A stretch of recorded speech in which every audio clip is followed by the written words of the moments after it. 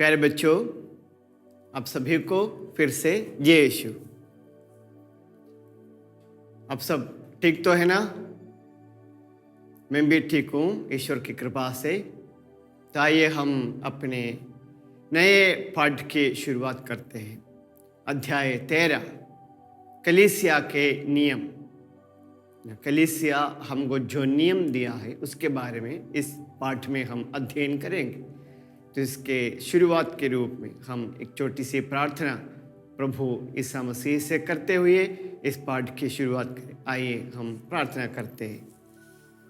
हे प्रभु ईसा मसीह, हे भले प्रेमी ईसा, हमारी भलाई और उन्नति के लिए कलीसिया द्वारा जो नियम दिए गए हैं उनके चैतन्य और महत्व समझते हुए जीवन बिताने की कृपा हम सबको प्रदान करे। ये सबके प्रभु पिता पुत्र पवित्र आत्मा के नाम पर आमीन। प्यारे बच्चों, हम सभी जानते हैं कि ईश्वर ने मूसा द्वारा पुराने विधान में जनता को नियम दिए थे, आज्ञाएं दिए थे। वे जनता थी इस्राएल जनता ना। इस्राएल जनता के उन्नति के लिए, उनके विकास के लिए ईश्वर ने मूसा के द्वारा आज्ञाएं दी थी। इस्राएल जनता इन आज्ञाओं का पालन करके आती थी। उनकी संतानें भी बाद में इन आज्ञाओं को अपने जीवन में पालन करते हुए आ रही थी। और नई कलीसिया यानी हम लोग जो नई इस्राएली जनता है, हमें भी इन आज्ञाओं का पालन करने की जिम्मेदारी है हमारे जीवन में। तो कलीसिया हमें कुछ आज्ञाएं दी है, इनके बारे में हम इस पाठ में पढ़ाई करेंगे। कलीसिया के नियम। कलीसिया हमको जो नियम दिए हैं वो कलीसिया के नियम के नाम से जाना जाता है। तो हम इस पाठ में मुख्यतः उन नियमों के मकसद और उनके लक्ष्य, वो नियम कैसे उनका पालन करना है, किन किन को उनका पालन करना है, आदि आदि के बारे में हम पढ़ेंगे। कलीसिया के नियम। ईश्वर की आज्ञाएं सब लोगों के लिए। सबसे पहले हमें ये बात समझना है कि ईश्वर की आज्ञाएं सब लोगों के लिए है। किसी को उन्हें बदलने का अधिकार नहीं है। हम में से किसी को उन आज्ञाओं को बदलने का अधिकार नहीं है, लेकिन उनकी व्याख्या करना, उनको समझाने का अधिकार ईश्वर ने कलीसिया को दिया है। उन नियमों की व्याख्या करना, उनको समझाने का अधिकार ईसा ने कलीसिया को दिया है। कलीसिया द्वारा दी गई आज्ञाओं को या कलीसिया के नियमों को उनका पालन करते हुए ईश्वरीय इच्छा के अनुसार जीवन बिताना हर एक ईसाई का कर्तव्य है। कलीसिया हमको जो नियम दिया है उस नियम का पालन करते हुए ईश्वर की इच्छा के अनुसार हमारे इस जीवन को बिताना हर एक ईसाई का कर्तव्य है। ईसाइयों की अगुवाई करने और उनके शिक्षा देने का अधिकार ईसा ने प्रेरितों को दिया है। हमको ये बात अच्छी तरह मालूम है। ईसाइयों की अगुवाई करना और उनके मार्गनिर्देशन करना, उनको शिक्षा देना, ये अधिकार ईसा ने प्रेरितों को दिया है। और प्रेरितों के माध्यम से ये अधिकार कलीसिया को प्राप्त है। प्रेरितों के माध्यम से ये अधिकार कलीसिया को प्राप्त है। और कलीसिया हमारी उन्नति और विकास के लिए ये नियम, ये शिक्षा हमें प्रदान करती है। और उस उन नियमों को अच्छे से उनका पालन करते हुए हमारे जीवन में आगे बढ़ना हर एक ईसाई का कर्तव्य है। ईश्वर की आराधना करना, संस्कारों को निष्ठापूर्वक ग्रहण करना, आज्ञाओं का पालन करना, ये सारी आज्ञाएं हमें अपने जीवन में हमेशा पालन करना है। मैं फिर से दोहराता हूँ, ईश्वर की आज्ञाओं का पालन करना, उनकी आराधना करना और संस्कारों को ग्रहण निष्ठापूर्वक करना, ये सारी बातें हमें जिम्मेदारी से, ईमानदारी से करना है। इसके अलावा भी है ना। ये मुख्य आज्ञाओं के अलावा भी बहुत सारी अन्य आज्ञाएं भी कलीसिया ने हमको दिया है हमारे जीवन की उन्नति के लिए। वे नियमों को कलीसिया के 5 नियम के रूप से जाना जाता है। ईश्वर की आराधना करना, उनकी आज्ञाओं का पालन करना, संस्कारों को निष्ठापूर्वक ग्रहण करना, ये मेन आज्ञाएं हैं। लेकिन इनके अलावा कलीसिया हमें बहुत सारे अन्य नियम देते हैं, अन्य मार्ग देते हैं हमारी भलाई के लिए, हमारी उन्नति के लिए। ये कलीसिया के 5 नियम के नाम से जाना जाता है। तो मुझे उम्मीद है कि आपको ये कलीसिया के 5 नियम याद होगी, क्योंकि हमारे बचपन से छोटे क्लास में, पहले क्लास से लेके हम शायद इसके बारे में पढ़ते आए होंगे। फिर भी एक बार और हम कलीसिया के 5 नियमों के बारे में पढ़ेंगे। कलीसिया के 5 नियम। कलीसिया द्वारा हमें 5 नियम दिए गए हैं जिनका पालन उनका उद्देश्य समझकर हमें अपने जीवन में करना है। पहला नियम, कलीसिया के 5 नियमों में पहला नियम यह है, रविवार एवं हुक्म पर्वों में पवित्र बलिदान में भाग लेना। मैं फिर से बताता हूँ, रविवार एवं हुक्म पर्वों में पवित्र बलिदान में पवित्रता के साथ भाग लेना। ऐसा कोई काम नहीं करे जो उस दिन की पवित्रता को भंग करता है। यह है कलीसिया के 5 नियमों में सबसे पहला नियम। रविवार एवं हुक्म पर्वों में पवित्र मिस्सा में भाग लेना, पवित्र बलिदान में भाग लेना है। और उन दिनों में ऐसा कोई काम नहीं करना जो उन दिनों की पवित्रता को भंग करता है। दूसरा नियम कलीसिया का यह है, कम से कम साल में एक बार मेल मिलाप संस्कार स्वीकार करना है और पास्का के दिनों में योग्य रीति से परम प्रसाद ग्रहण करना है। अभी कलीसिया का तीसरा नियम, निर्धारित दिनों में उपवास करना और वर्जित भोज्य वस्तुओं को त्यागना। समझ में आया? निर्धारित यानी कलीसिया द्वारा निर्धारित दिनों में उपवास करना और वर्जित भोज्य वस्तुओं को त्यागना। कलीसिया कह के रखा है, इन दिनों आपको उपवास करना है और उपवास के दिनों में आपको ऐसी भोज्य वस्तुओं को त्यागना है, विशेषकर उपवास काल में वैसा। तो निर्धारित दिनों में उपवास करना और वर्जित भोज्य वस्तुओं को त्यागना, यह भी कलीसिया का नियम है। कलीसिया के नियमों में चौथा नियम यह है, प्रतिबंधित काल में विवाह समारोह का आयोजन करना और कलीसिया द्वारा प्रतिबंधित लोगों से विवाह करना मना है। एक बार ध्यान से सुनिए, प्रतिबंधित काल में विवाह समारोह का आयोजन करना और कलीसिया द्वारा प्रतिबंधित लोगों से विवाह करना मना है। समझ में आया ना? कलीसिया ने बोल के रखा है कि आपको इस काल में विवाह समारोह नहीं करना है, या इन्हीं लोगों से विवाह संबंध में नहीं जाना है अपन को।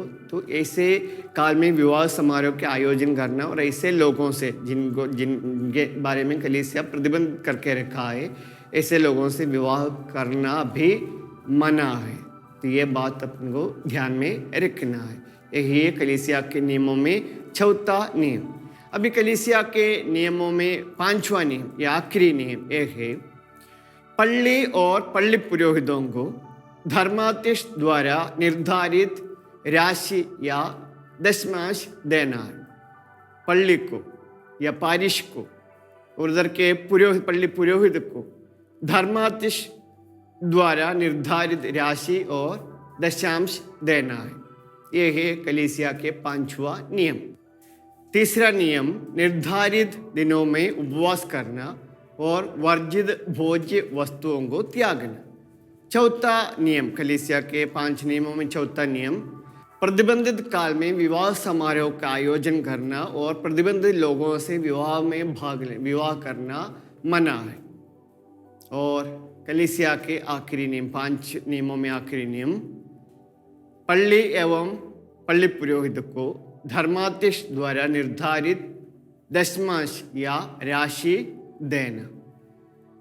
हर एक ईसाई को हमको मालूम है कि हम कलीसिया के संतान है, कलीसिया के सदस्य है।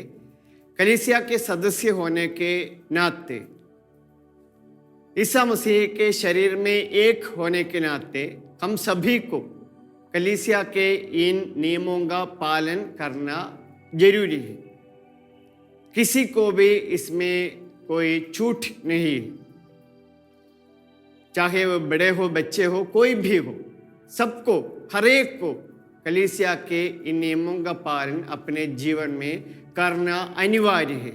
बिल्कुल ईमानदारी से, भले ढंग से, भली भांति जो भी व्यक्ति कलीसिया के सदस्य है उनको इन नियमों का पालन करना है, क्योंकि ये नियम हर एक ईसाई के जिंदगी की उन्नति के लिए है, जिंदगी की भलाई के लिए है।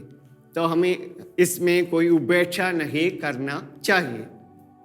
हमें एक बात जरूर जानना चाहिए कि ईश्वर की 10 आज्ञाएं कभी नहीं बदलती।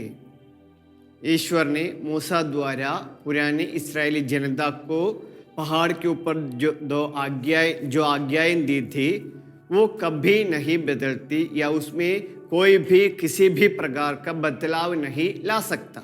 लेकिन कलीसिया के नियमों में काल, प्रदेश एवं संस्कृति के अनुरूप कोई बदलाव ला सकता है।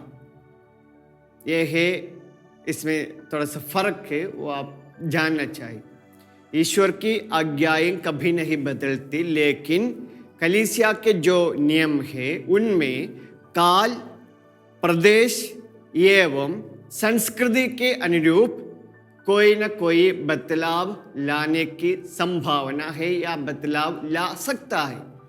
लेकिन हर कोई इसमें बदलाव नहीं ला सकता, केवल संत पापा और धर्माध्यक्षों को भी इनमें बदलाव लाने का अधिकार है। ये बात भी हमें जरूर मन में रखना, ध्यान में रखना है। संत पापा एवं धर्माध्यक्षों को भी इनमें कुछ बदलाव लाने का अधिकार है, ना किसी अन्य लोगों को बदलाव लाने का अधिकार नहीं है। आया बात समझ में? समझता हूँ ये बात क्लियर है आपके लिए, है ना। कलीसिया के सदस्यों के आध्यात्मिक विकास के अलावा उनके एकता और ऐक्य के लिए ये नियम मददगार है। कलीसिया के सदस्यों के आध्यात्मिक विकास के अलावा उनके एकता और उनके प्रेम भाव में जीवन बिताने की एकता में ये नियम मददगार है।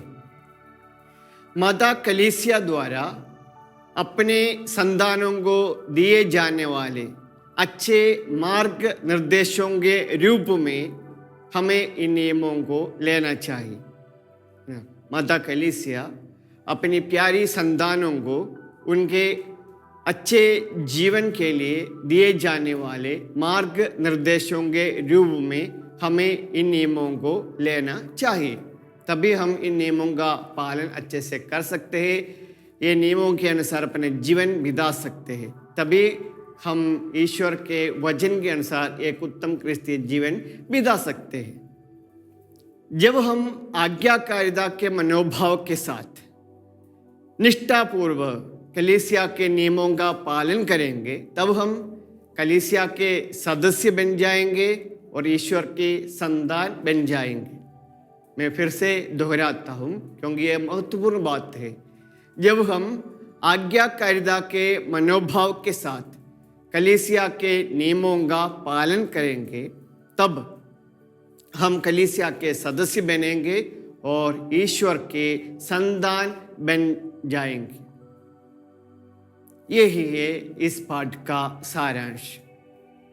मैं सोचता हूँ कि आपको ये बहुत सरल पाठ था, छोटा सा पाठ था, अध्याय था, इसका सारांश आपको मिल गया होगा।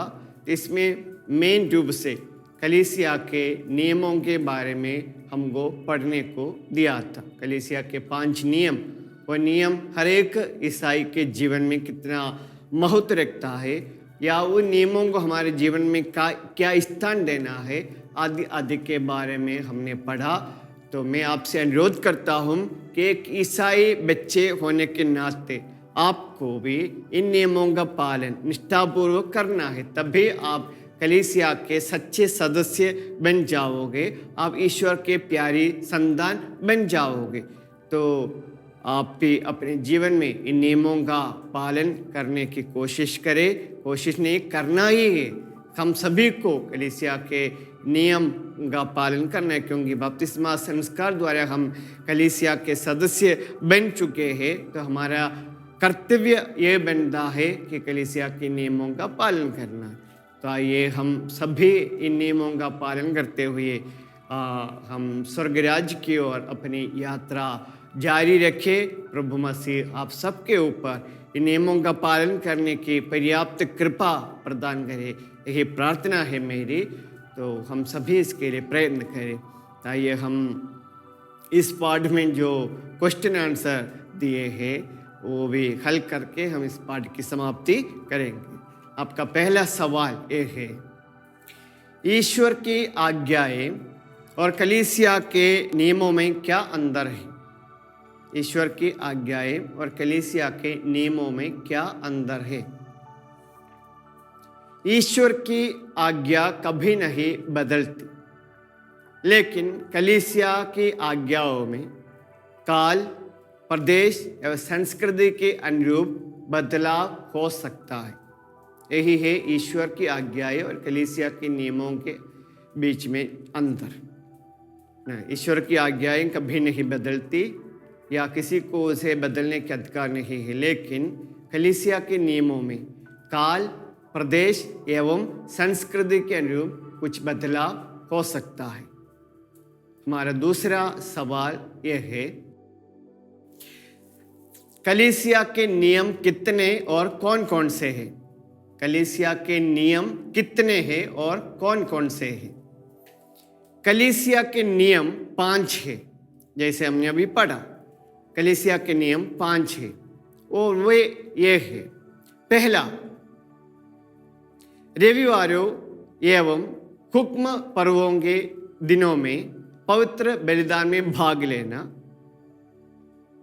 हो सके तो उसी दिन ऐसा कोई काम ना करे जो इन दिनों के पवित्रता को भंग करता है। दूसरा, कम से कम साल में एक बार मेल मिलाप संस्कार स्वीकार करना है और पास्का के दिनों में योग्य रीति से परम प्रसाद ग्रहण करना है। तीसरा नियम, निर्धारित दिनों में उपवास करना और वर्जित भोज्य वस्तुओं को त्यागना। चौथा नियम, प्रतिबंधित काल में विवाह समारोह का आयोजन करना और प्रतिबंधित लोगों से विवाह करना ये मना है। पांचवा, पल्ली एवं पल्ली पुरोहित को धर्माध्यक्ष द्वारा निर्धारित राशि या दशांश देना। यही है कलीसिया के 5 नियम। हमारा अगला सवाल यह है, रविवारों और हुक्म पर्व के दिनों में प्रतिबंधित कार्य नहीं करना, इसका अर्थ क्या है? रविवारों और हुक्म पर्व के दिनों में प्रतिबंधित कार्य नहीं करना, इसका अर्थ क्या है?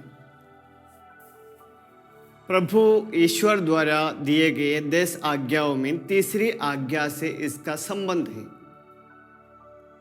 प्रभु ईश्वर के दिन को पवित्र मानना है। 10 आज्ञाओं में तीसरा आज्ञा ये थी, ईश्वर के दिन को पवित्र मानना है।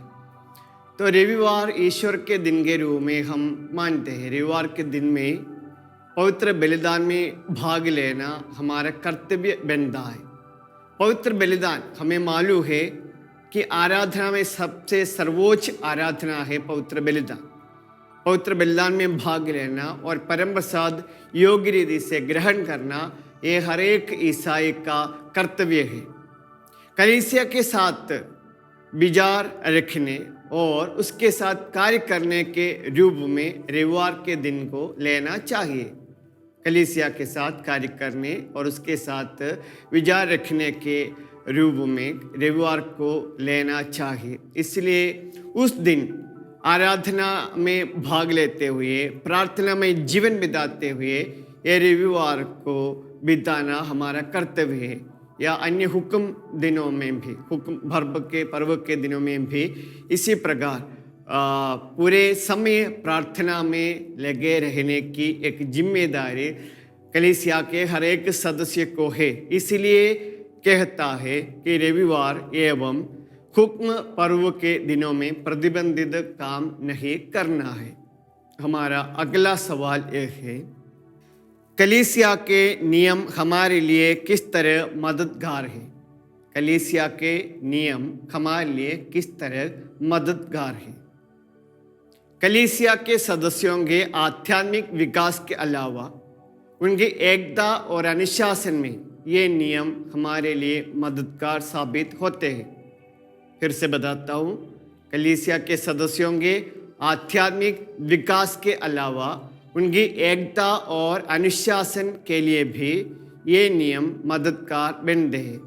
मदर कलीसिया द्वारा अपने संतानों को दी जाने वाले मार्ग निर्देशों के रूप में हमें इन नियमों को लेना चाहिए। आज्ञाकारिता के मनोभाव के साथ जब हम इन नियमों का पालन करते हैं, तब हम कलीसिया के संतान बनेंगे, ईश्वर के संतान बन जाएंगे। फिर से बताता हूँ आपके लिए, जब हम आज्ञाकारिता के मनोभाव के साथ इन नियमों का पालन करेंगे, तभी हम कलीसिया के सदस्य बनेंगे और ईश्वर के संतान बन जाएंगे। प्यारे बच्चों, यही है इस पाठ का प्रश्नोत्तर। मैं सोचता हूँ कि आपको सारे प्रश्नोत्तर समझ में आया होगा और पूरे पाठ का सारांश भी आपको समझ में आया होगा। तो आइए हम एक ईमानदार सदस्य, कलीसिया के एक ईमानदार सदस्य बनते हुए कलीसिया के सारे पांचों नियमों का पालन निष्ठापूर्वक करते हुए हमारा क्रिस्तीय जीवन बिताएंगे। प्रभु से हम इसके लिए प्रार्थना भी करेंगे। प्रभु ईसा मसीह हम सबके ऊपर अपनी कृपा बरसाए। जय यीशु।